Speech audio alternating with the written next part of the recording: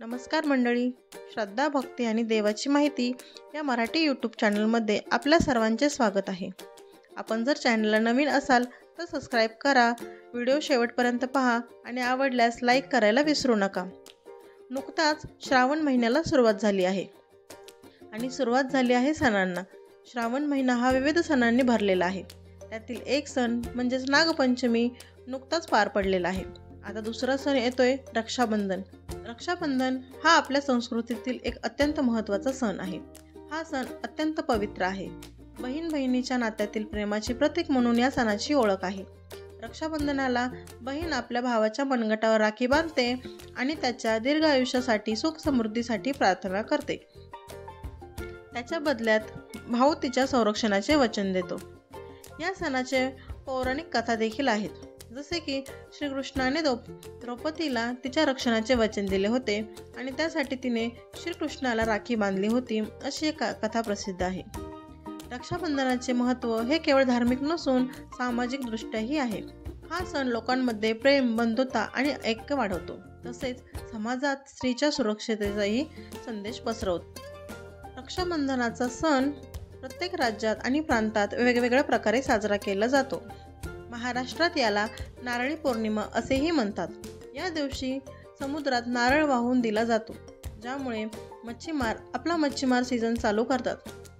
उत्तर भारतात रक्षाबंधनाला खास महत्त्व दिले गेलेले आहे आणि हा दिवस घरातल्या लहानांपासून मोठ्यांपर्यंत साजरा केला जातो।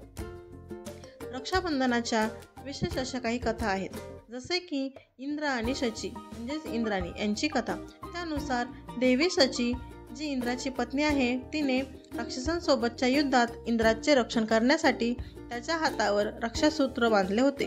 या सूत्रामुळे इंद्राचे संरक्षण झाले आणि त्याला विजय मिळाला। या कथेतील रक्षाबंधनाचे महत्त्व युद्ध आणि संकटांमध्ये संरक्षण करण्यासाठी आहे। दुसरी कथा ही यम आणि यमुनाची देखील कथा आहे। यामध्ये यम म्हणजेच यमराज, मृत्यूचा देवता, आणि त्याची बहीण यमुना। एकदा यमराज खूप वर्षांनी यमुनाला भेटायला गेला। यमुनाने आनंदाने त्याचे स्वागत केले आणि त्याच्या दीर्घायुष्यासाठी प्रार्थना केली। या कृतीने खुश होऊन यमराजने तिला आशीर्वाद दिला की जो कोणी आपल्या बहिणीला प्रेमाने रक्षाबंधनाला भेटेल त्याचे आयुष्य वाढेल। त्यामुळे रक्षाबंधनाचे धार्मिक महत्त्व अधिक वाढले। तसेच तिसरी कथा आहे कृष्ण आणि द्रौपदीची। कृष्ण आणि द्रौपदी हे चांगले मित्राचे एक प्रतीक आहे। तसेच महाभारतामध्ये एक कथा आहे, ज्यामध्ये श्रीकृष्णाने आपला बोट कापून घेतला, त्यावेळी द्रौपदीने आपल्या साडीचा तुकडा फाडून कृष्णाच्या बोटाला बांधला।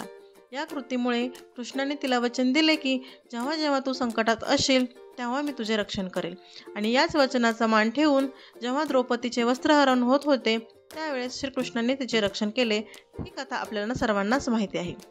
तसेच राजा बली आणि लक्ष्मीची देखील एक कथा आहे, ज्यामध्ये वामन अवताराच्या कथेमध्ये भगवान विष्णूने राजा बलीकडून 3 पावलात संपूर्ण पृथ्वी व्यापून घेतली। त्यानंतर भगवान विष्णूने राजा बलीचे सर्वस्व घेतले आणि त्याच्या राज्याची देखरेख करण्यासाठी स्वतःकडे राहायला गेले। लक्ष्मी देवी म्हणजेच विष्णूंची पत्नी या गोष्टीने दुःखी झाल्या। त्यांनी राजा बलीला राखी बांधली आणि त्यांना भाऊ मानले।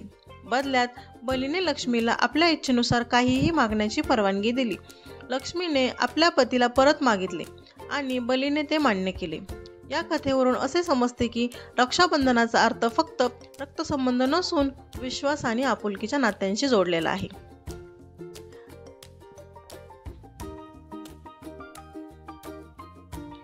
यंदा हा सण सोमवारी 19 ऑगस्टला आहे, परंतु या दिवशी सकाळी 5 वाजल्यापासून दुपारी 1:30 वाजेपर्यंत भद्रा असल्यामुळे या काळात बहिणीने भावाला राखी बांधणे टाळावे।